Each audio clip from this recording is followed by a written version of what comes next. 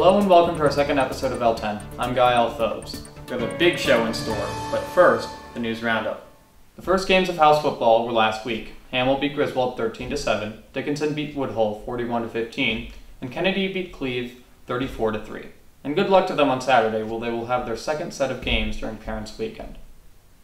The Faculty Art Exhibition is opening today, with your art teachers displaying works that range from sculptures to paintings to photography. The exhibit is open until November 20th, so be sure to check it out. Headmaster Duffy has been on a roll lately. Earlier this month, she won the International Design Challenge. The award, which is co-sponsored by OpenIDEO and the Clinton Initiative, was given to Ms. Duffy for her innovative idea of matching tech-savvy millennials with nonprofits. On Sunday, October 26th, the Big Red Running Club is hosting the 1.5-mile color run. If you have not yet signed up, tickets are $10 the day of the run. All proceeds go to the Williams Syndrome Association. Be sure to take part. Last Thursday, during all-school meeting, we had the honor to have had from the class of 1963, Prince Turki Al Faisal of Saudi Arabia speak to us. He was awarded the Aldo Leopold Award, the highest level of recognition for an alumnus, and our second most important award, a varsity soccer jersey. This past Saturday, we sent our athletics editor, Danny Goldman, out on assignment to get an in-depth look at water polo here at Lawrenceville. This is our sports spotlight.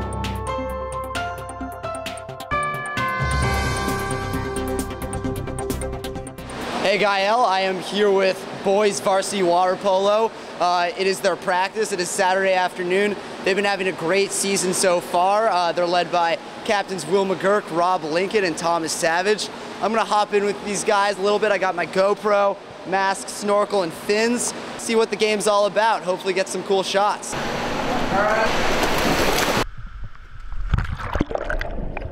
So right now they're just doing some warm-up laps.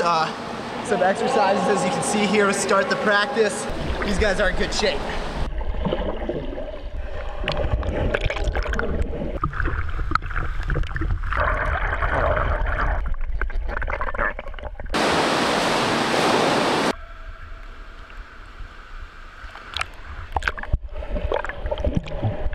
Right now they just brought the balls into the water. They're doing some passing drills. For any of you guys who don't know, you can only use one hand in water polo, so it adds a little bit to it. These guys are good. I've been getting underwater shots of them, trying to get a feel for the game. It's exhausting. These guys are swimming a lot. It takes a lot of endurance, and they're killing it. They're having a great season so far.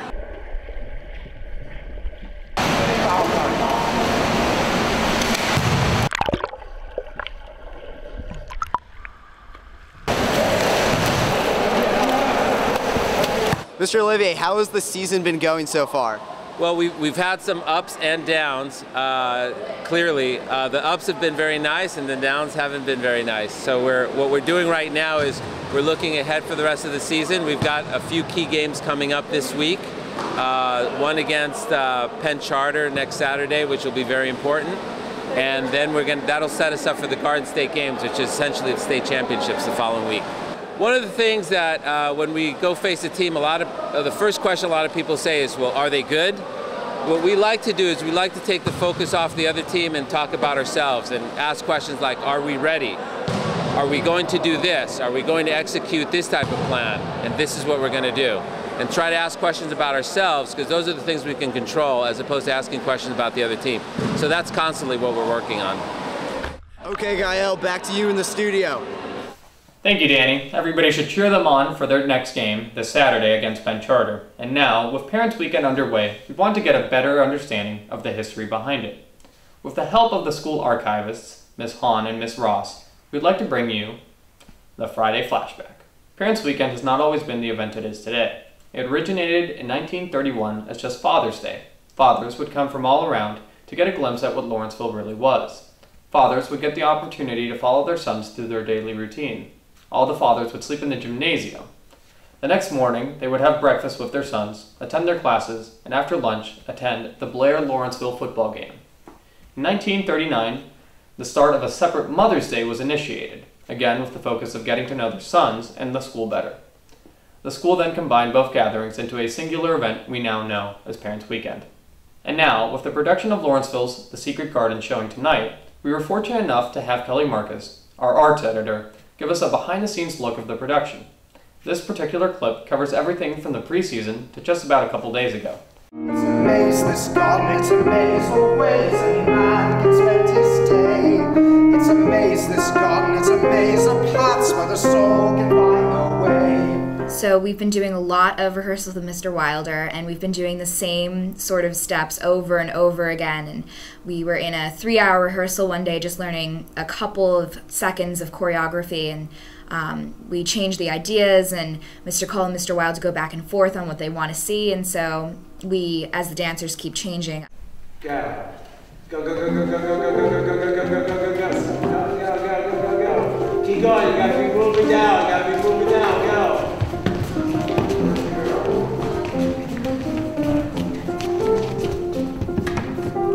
Go. 5, 6, 7, 8. 1, 2, 3, 4, 5, 6, 7, 8. And by the end of it, number must be finished. So here we're painting frames that are going to turn into like bushes for the dancers to dance with. Though after this we'll get like bush material over it and the dancers will hold them and dance with them. Change it, yeah, good on. You did a good job of adjusting. You're not jump roping anymore. You're not skipping anymore, girl. You're at Lawrenceville School, there's no skipping here. Let's just go into the next test. How long have you guys been working on this project? Since like Saturday. So that's Saturday, Sunday, and Monday. 3 days. It's a maze, this garden, it's a maze of paths that lead a man astray. Take a left and then turning left again, so our soul can find the way. Oh, Goldman grows over here, it grows out the road to our ground, and the spring comes round, our seeds take hold of the wings of hope, our English garden.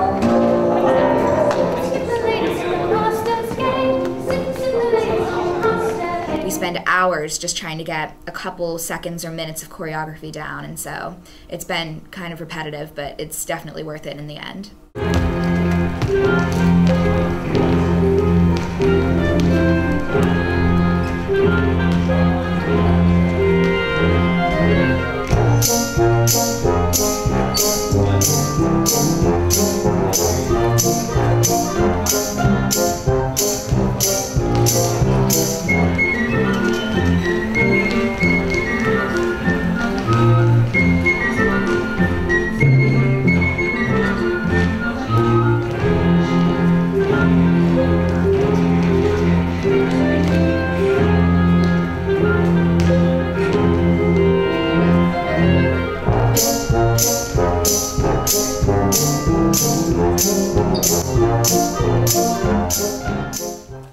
Thank you, Kelly, for that beautiful video. If you want to check out more of her astonishing series on the behind the scenes of the Secret Garden, go to the art section on the Lawrenceville School YouTube channel.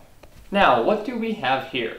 Well, in fact, we have tomatoes. And to explain, we have Latin teacher, Mr. Morrow, and our sustainability representative, Anna Marsh. Okay, so we're here at Village Farms, which is a farm that's owned by the school, by Lawrenceville School. Walt Bonskevich is a local farmer, has been leasing the farm since 1976. And he had a surplus of tomatoes that he wasn't going to sell.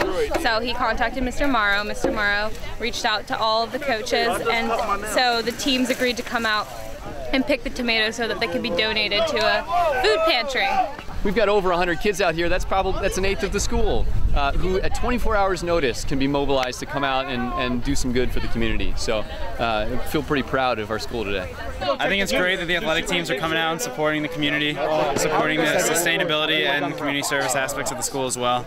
It's a great event. Cheers. I'm still on the hunt for the perfect tomato. The PT. The PT. I found some PPTs.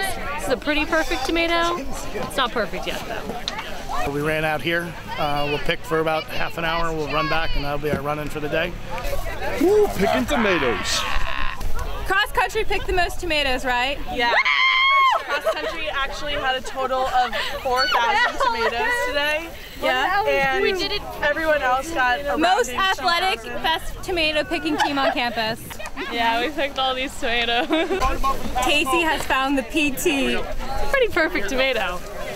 It's beautiful. We're really just bringing all the things we love about Lawrenceville together in one place. For the people.